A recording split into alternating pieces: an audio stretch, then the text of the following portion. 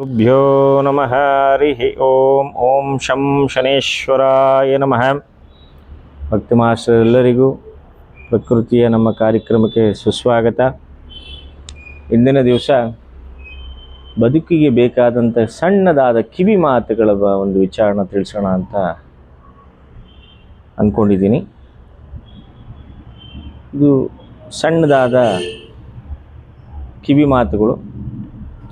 ಇದನ್ನು ನಮ್ಮ ಜೀವನದಲ್ಲಿ ಅಳವಡಿಸ್ಕೊಳ್ಳೋದ್ರಿಂದ ಬಹಳಷ್ಟು ಬದಲಾವಣೆಗಳನ್ನು ನಾವು ಕಾಣ್ತಾ ಬರ್ತೀವಿ. ನಮ್ಮನ್ನು ನಾವು ಅರ್ಥಕೊಳ್ಳುವಂಥ ಜ್ಞಾನಗಳು ನಮಗೆ ತಿಳಿದು ಬರುತ್ತೆ. ನೋಡಿ, ಮೊದಲನೇದಾಗಿ ಭೂಮಿಗಿಂತ ತೂಕವಾದದ್ದು ಯಾವುದಪ್ಪ ಅಂತ ಹೇಳಿದ್ರೆ ತಾಯಿ. ಆಕಾಶಕ್ಕಿಂತ ದೊಡ್ಡವಾದದ್ದು ಯಾವುದು? ತಂದೆ. ವಾಯುಕ್ಕಿಂತ ವೇಗವಾಗಿರ್ತಕ್ಕಂಥದ್ದು ಯಾವುದಪ್ಪ? ನನ್ನ ಮನಸ್ಸು. ನಮ್ಮ ಮನಸ್ಸೇ ನಮಗಿಂತ ಬೇಕು. ಶಂಕೆ ಇರುವ ಮನುಷ್ಯನಿಗೆ ಏನು ಬರುತ್ತೆ? ಶಂಕೆ, ಅನುಮಾನ ಅಂತಕ್ಕಂಥ ಇರುವ ಮನುಷ್ಯನಿಗೆ ಏನು ಬರುತ್ತೆ? ಚಿಂತೆ ಹೆಚ್ಚಾಗತ್ತೆ. ಪ್ರಪಂಚವನ್ನು ಯಾವ ಜ್ಞಾನ ಕಟ್ಟಾಕ್ಕೊಂಡಿದೆ? ಹೌದು, ಅಜ್ಞಾನ ಅಂತಕ್ಕಂಥದ್ದು ಬಹಳ ಬೇಗವಾಗಿ ಪ್ರಪಂಚವನ್ನು ಕಟ್ಟಾಕತ್ತೆ. ಯಾವುದನ್ನು ಆಲಸ್ಯ ಮಾಡಬಾರ್ದು ಮನುಷ್ಯ? ಧರ್ಮವನ್ನು ಆಲಸ್ಯ ಮಾಡಬಾರ್ದು ಯಾವಾಗಲೂ. ಸುಖವಾಗಿರೋದಕ್ಕೆ ಏನು ಕಾರಣ? ಋಣಮುಕ್ತನಾಗಿರಬೇಕು. ಋಣಮುಕ್ತನಾಗಿರುವವನು ಸುಖವಾಗಿರ್ತಾನೆ. ನಿಜವಾದ ಸ್ಥಾನ ಯಾವುದು? ಸ್ಥಾನ, ಶರೀರಕ್ಕೆ ಮಾಡ್ಕೊಳ್ತೀವಲ್ಲ ಸ್ಥಾನ, ಆ ಸ್ಥಾನ ಯಾವುದು? ಮನೋಸ್ಥಾನ ಮಾಡಿದವನು ಶುದ್ಧವಾಗಿರ್ತಾನೆ. ಕಾಡಿಗೆಗಿಂತ ಕಪ್ಪಾದದ್ದು ಯಾವುದು ಮನುಷ್ಯನ ಜೀವನದಲ್ಲಿ?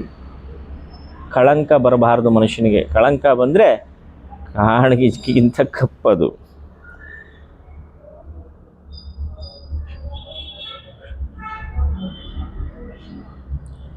ನೋಡಿ, ಪ್ರಪಂಚದಲ್ಲಿ, ಲೋಕದಲ್ಲಿ ಶ್ರೇಷ್ಠವಾದ ಧರ್ಮ ಯಾವುದಪ್ಪ ಅಂತಂದರೆ ದಯ. ದಯೆ ಇದ್ದವನಿಗೆ ಅದಕ್ಕಿಂತ ದೊಡ್ಡ ಧರ್ಮ ಪ್ರಪಂಚದಲ್ಲಿ ಇನ್ನೊಂದು ಇರೋದಿಲ್ಲ. ಇದನ್ನು ಚೆನ್ನಾಗಿ ಜ್ಞಾಪನ ಇಟ್ಕೊಳ್ಳಿ.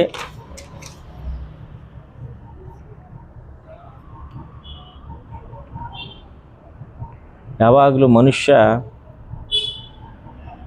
ಯಾವುದನ್ನು ವಶದಲ್ಲಿ ಇಟ್ಕೋಬೇಕು ಅನ್ನೋದನ್ನು ಬಹಳ ತಿಳ್ಕೊಳ್ಬೇಕು. ಹೌದು, ಮನುಷ್ಯ ಯಾವಾಗಲೂ ಅಷ್ಟೇ ಮನಸ್ಸನ್ನು ಭಾಳ ಸ್ಥಿಮಿತದಲ್ಲಿ ಇಟ್ಕೋಬೇಕು, ಹಿಡಿತದಲ್ಲಿ ಇಟ್ಕೋಬೇಕು. ಯಾವುದು ಅಚ್ಚರಿ?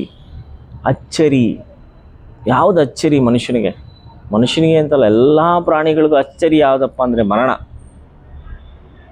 ಯಾವ ಸಮಯದಲ್ಲಿ ಯಾವಾಗ ಹೇಗೆ ಬರುತ್ತೆ ಅನ್ನೋದು ತಿಳುವಳಿಕೆಯೇ ಇಲ್ಲ ನಮಗೆ. ಅದು ಅಚ್ಚರಿ. ಅದು ನಮ್ಮ ಜೀವನದ ದೊಡ್ಡ ಅಚ್ಚರಿಯನ್ನು ನೀಡುತ್ತೆ. ಆದರೂ ಆ ಸತ್ಯವನ್ನು ಮರೆತು ನಾವೆಲ್ಲದರಿಂದ ಹೊರಟಿರ್ತೀವಿ.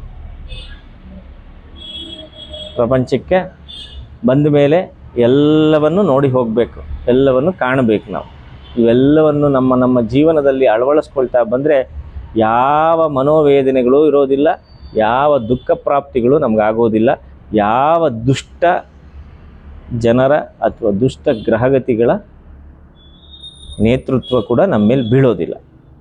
ದಯವಿಟ್ಟು ಇದನ್ನು ಸ್ವಲ್ಪ ಅಳವಡಿಸ್ಕೊಳ್ಳೋದಕ್ಕೆ ದಯವಿಟ್ಟು ಸರ್ವರಿಗೂ ನನ್ನ ಕೈಲಾದಂಥ ಸಣ್ಣದಾದ ಕಿವಿ ಮಾತನ್ನು ಕೊಟ್ಟಿದ್ದೀನಿ.